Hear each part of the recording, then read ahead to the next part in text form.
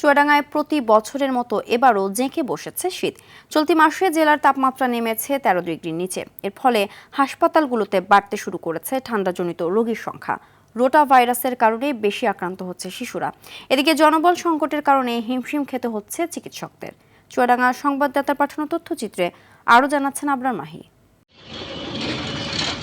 শীতের তীব্রতা বেড়ে যাওয়ায় চুয়াডাঙ্গা সদর সহ জেলার 4টি উপজেলার হাসপাতালে বাড়তে শুরু করেছে শীতজনিত রোগীর সংখ্যা। গত এক মাসে সদর হাসপাতালের বহির্বিভাগে সেবা নিয়েছে প্রায় 3000 রোগী।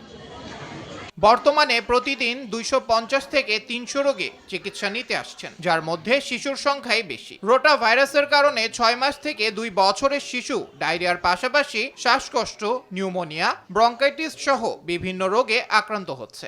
বমি হচ্ছিল, পায়খানা সবসময় হয়েই যাচ্ছিল, এখন একটু কম আছে।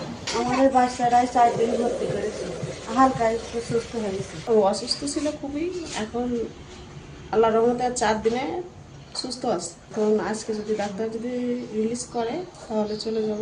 শীতের তীব্রতায় হাসপাতালগুলোতে রোগীর চাপ বাড়লেও পর্যাপ্ত ওষুধ সরবরাহে সমস্যা হচ্ছে না বলে জানান এই চিকিৎসক।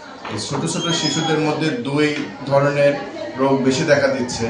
সেটা এক ধরনের হলো ঠান্ডা শীতজনিত, যেটা আমরা পাচ্ছি। ছোট ছোট বাচ্চা আসছে, তাদেরকে সর্দি কাশি নিয়ে আসছে, ব্রঙ্কিওলাইটিস নিয়ে আসছে, নিউমোনিয়া নিয়ে আসছে, অ্যাজমা নিয়ে আসছে। এই শ্রেণীর এক বাচ্চাদের পাচ্ছি।